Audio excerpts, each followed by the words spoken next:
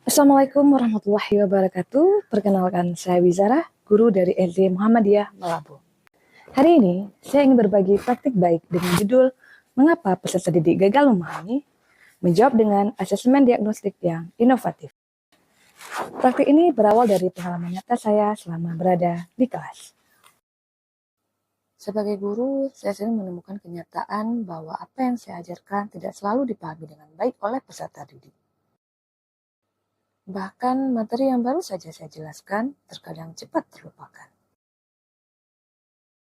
Ada yang sudah sangat lancar, tetapi ada juga yang masih kesulitan bahkan dengan keterampilan dasar. Kesenjangan inilah yang membuat saya bertanya-tanya, mengapa anak-anak gagal memahami padahal guru sudah berusaha dengan maksimal?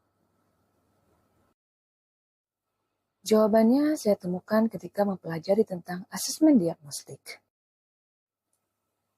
Asesmen ini dilakukan sebelum pembelajaran dimulai dengan tujuan untuk memetakan kondisi awal peserta didik. Melalui asesmen ini, guru dapat mengetahui pengetahuan prasyarat, kesiapan belajar, hingga potensi kesulitan yang mungkin muncul. Bagi saya, asesmen diagnostik adalah kunci untuk merancang pembelajaran yang lebih tepat sasaran. Di kelas saya, asesmen diagnostik saya terapkan dengan memanfaatkan platform digital WordWall. Melalui media ini, peserta didik merasa seperti sedang bermain, tetapi sebenarnya mereka sedang menunjukkan kemampuan awalnya. Hasil asesmen yang didapatkan akan lebih cepat dan akurat. Berdasarkan data hasil asesmen, saya kemudian melakukan pembelajaran berdiferensiasi.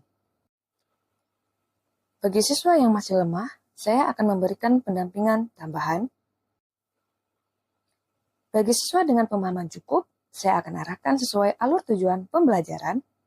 Dan bagi siswa yang sudah mahir, saya berikan pengayaan sekaligus kesempatan membantu teman-temannya. Dengan cara ini, setiap anak belajar sesuai dengan kebutuhannya. Hasil yang didapat dari asesmen ini sungguh luar biasa.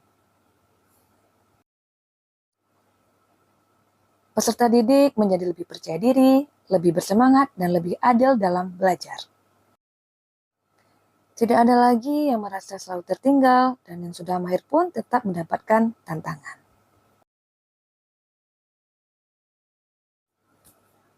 Bagi saya, asesmen diagnostik bukan hanya tentang soal, tetapi tentang menghadirkan pembelajaran yang inklusif dan bermakna.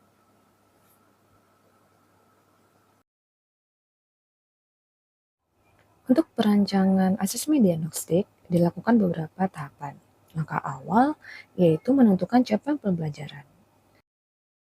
Dari capaian pembelajaran tersebut, selanjutnya akan kita tentukan tujuan pembelajaran yang diuraikan lebih rinci dalam alur tujuan pembelajaran. Setelah itu dilanjutkan dengan menyusun kriteria ketercapaian tujuan pembelajaran yang berfungsi untuk melihat sejauh mana tingkat pemahaman peserta didik terhadap materi yang diajarkan. Jika semua rancangan sudah selesai, maka langkah berikutnya adalah menyusun rubrik penilaian.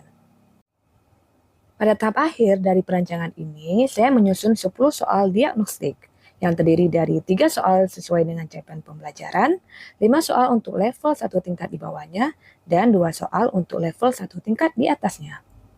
Selanjutnya, kita akan menuju ke media WordWall. Langkah pertama, buka Google, lalu ketik WordWall di kolom pencarian, kemudian tekan Enter. Jika belum memiliki akun, maka klik menu Sign Up untuk melakukan pendaftaran terlebih dahulu. Isi data seperti email dan kata sandi, kemudian klik Register.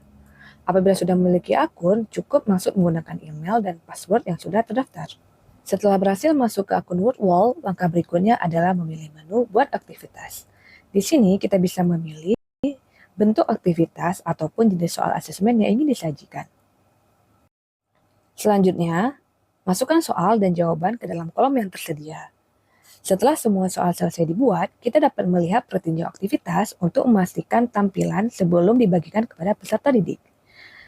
Dengan langkah ini, media WordWall siap digunakan. Kolaborasi dengan rekan sejawat menjadi kunci dalam merancang asesmen diagnostik. Bersama guru-guru dalam satu fase pembelajaran, kita bisa saling berbagi pandangan, menyusun strategi, dan memastikan asesmen yang dibuat benar-benar sesuai dengan kebutuhan peserta didik.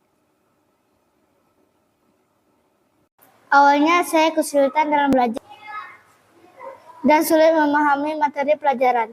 Setelah belajar bersama teman-teman dan dibantu oleh Ibu Wiza, sekarang saya lebih bisa belajar dan pembelajaran lebih menyenangkan. Praktek baik ini sangat bermanfaat untuk sekolah dan buat anak karena mampu memetakan kemampuan siswa dan membuat pelajaran lebih terarah. Inilah praktik baik saya tentang asesmen diagnostik yang inovatif.